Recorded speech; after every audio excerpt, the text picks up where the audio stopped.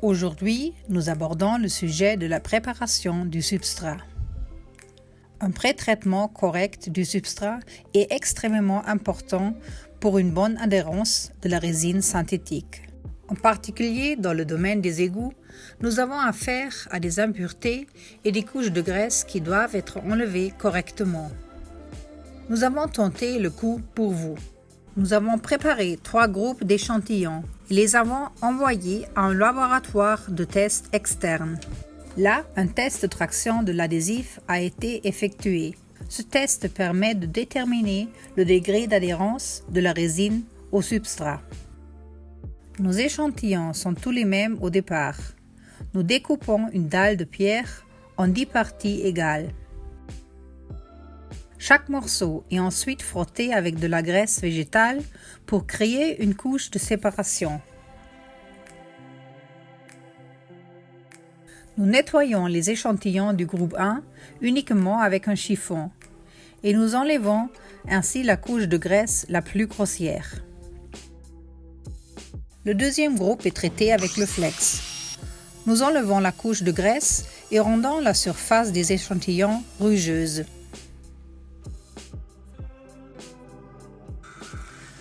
Pour le dernier groupe d'échantillons, nous utilisons la pression de l'eau pour le nettoyage.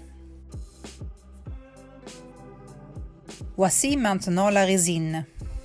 Nous massons notre Flexipox bleu sur la surface de tous les échantillons.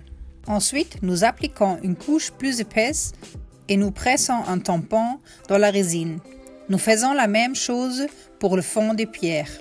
L'échantillon est ensuite séparé au niveau des timbres. Nous voulons maintenant savoir dans quelle mesure la résine adhère au substrat. Pour cela, nous nous sommes rendus au laboratoire d'essai Siebert und Knipschild et avons effectué le test de traction de l'adhésif avec Andreas Hacker. L'échantillon est fixé dans la machine au niveau des tampons collés. Ensuite, les pinces s'écartent lentement. Le graphique montre la force utilisée par la machine pour déchirer le lien. Ici, nous voyons un échantillon du groupe 2. Il a été nettoyé mécaniquement. Voyons ce qu'il peut supporter. L'échantillon est cassé et le coup montre que le béton est cassé et que la résine ne s'est pas détachée. Les échantillons du premier groupe se sont séparés très facilement et le troisième groupe n'a pas duré longtemps non plus. Mais examinons de plus près les résultats. On peut voir sur le graphique qu'il y a des différences importantes. Les 3 premiers graphes montrent qu'aucune adhérence suffisante n'a été réalisée. Les fragments des échantillons montrent que la résine s'est simplement dissoute. Ces échantillons ont été graissés et nettoyés simplement avec un chiffon. Une fine couche de graisse est restée, ce qui a empêché l'adhérence. Mais si vous regardez les résultats du groupe 2, vous verrez que les valeurs sont bien supérieures ici. L'échantillon montre que nous avons encore du béton résiduel dans la zone de fracture. Cela signifie que c'est le béton qui s'est brisé et non le collage. C'est un résultat optimal. L'exigence minimale est d'1 Newton par millimètre carré. Seuls les échantillons du groupe 2 ont atteint cette valeur. Le troisième groupe présente à nouveau des valeurs nettement inférieures.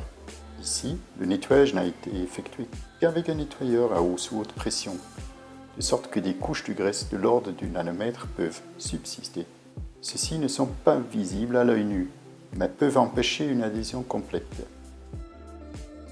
Cet échantillon montre que, comme pour la première série, il y a également eu un détachement. Les collages étaient mieux que dans le premier groupe, mais ils n'atteignaient pas le minimum requis, seulement partiellement. Le test a montré qu'un bon résultat ne peut être obtenu qu'avec une préparation approfondie. Afin de créer une bonne base d'adhérence, on est généralement obligé de rendre la surface rugueuse, de sorte qu'il ne reste aucune couche de graisse. C'est la seule façon de créer des collages durables.